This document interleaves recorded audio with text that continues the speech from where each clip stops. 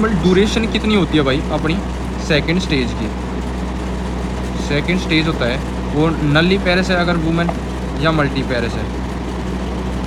तो नली पेरिस है तो एक नॉर्मली कितना होता है 50 मिनट का होता है, और मल्टी पेरिस में सेकंड स्टेज कितनी होती है 30 मिनट की। मैक्सिमम कितने की हो जाती है ये 2 घंटे की 2 आवर की, और यहाँ पे 1 आवर की।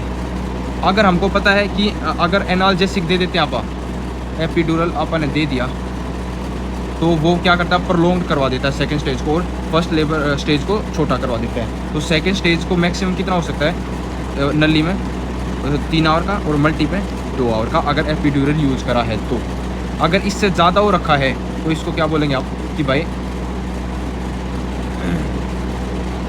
इससे ज़्यादा हो गया तो हम क्या बोल देंगे उसको भाई सेकंड स्टेज अरेस्ट कर ली। अब सेकंड स्टेज अरेस्ट हो गई तो उसका मैनेजमेंट क्या है? सबसे पहले तो उसकी देख लेते हैं भाई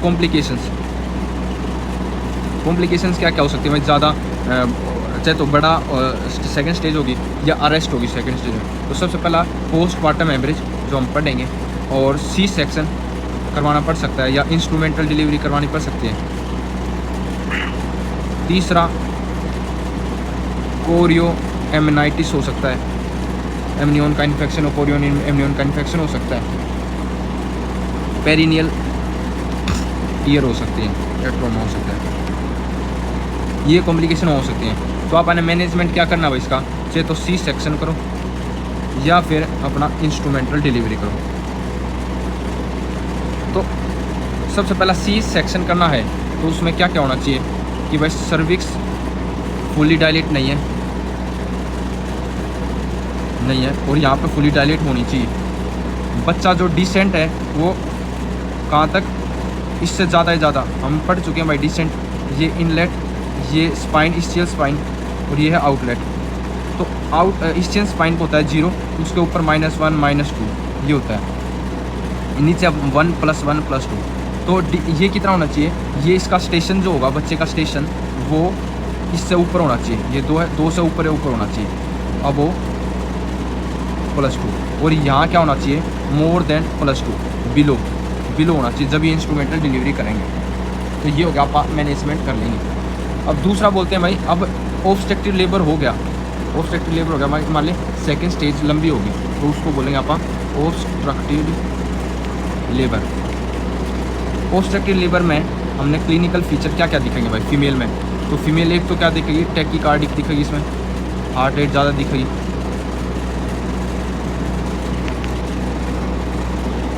दूसरा एग्जॉस्टेड थकान में दिखेगी। तीसरा डिहाइड्रेशन में दिखेगी। अगला टैकीपनी को देगी, मतलब ज़्यादा रेस्पिरेटरी रेट बढ़ा होगा। ये हमने क्लिनिकल फीचर देखने को मिल सकते हैं। फिर हम उसको एग्जामिन करेंगे फीमेल को, तो पर एब्डोमिनली और पर वेजाइनली।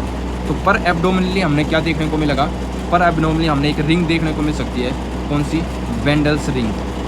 एक रिंग देखने को मिल सकती है, कौन सी, बेंडल्स रिंग, जो हमारी यह यूट्रस है, यूट्रस के अपर यूट्राइन सेगमेंट और ये लोअर यूट्राइन सेगमेंट के बीच में यहाँ देखने को मिल सकती है। इस रिंग को बोलते हैं आप बेंडल्स रिंग। दूसरा अपना पर वेजाइनल क्या क्या देखने को मिल सकता है, जो वेजाइना होगी वो कैसी हो रखी होगी, हॉट एंड ड्राई। दूसरा बच्चे पे क्या देखने को मिल सकता है अपने कैपिट स्कंडम स्कल में, और मोल्डिंग। ठीक है, ये अपने पर वेजाइनल देखने को मिल सकता है।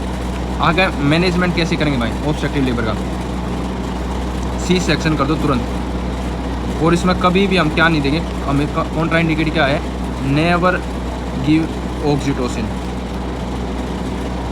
भाई ऑक्सीटोसिन नहीं देंगे आप, पहले ऑब्स्ट्रक्टेड है और ज़्यादा कॉन्ट्रैक्शन ज़्यादा होगी तो यूट्राइन रप्चर हो सकती है, तो इसलिए ऑक्सीटोसिन कॉन्ट्राइंडिकेटेड है। कॉम्प्लिकेशंस क्या क्या होंगी भाई ऑब्स्ट्रक्टिव लेबर की बाद में, क्या क्या कॉम्प्लिकेशंस आ सकती हैं ऑब्स्ट्रक्टिव लेबर होगा। तो पहले कॉम्प्लिकेशन पढ़ी थी हम कि ड्यूरेशन बढ़ गया, ठीक है, तो उसमें क्या हो गया, पढ़ेगी भाई ऑब्स्ट्रक्टिव लेबर होगा तो उसमें क्या हो सकती है, एक तो मोस्ट कॉमनली क्या है भाई रप्चर हो सकता है इसका यूट्रस का। दूसरा क्या हो सकता है भाई, क्या बन सकता है कुछ टाइम के बाद वेसिको वेजाइनल फिस्टुला बन सकता है। ठीक है, मतलब ये वेजाइना है, वेजाइना के आगे की तरफ यहाँ ब्लैडर होता है, तो इन दोनों के बीच में क्या होगा एक फिस्टुला बन गया, यहाँ पे एक फिस्टुला बन सकता है, ये फिस्टुला बन गया वेजाइनल और अपने उसके बीच में, किसके ब्लैडर के बीच में। ठीक है, ये हो गया हमारा सेकेंड स्टेज।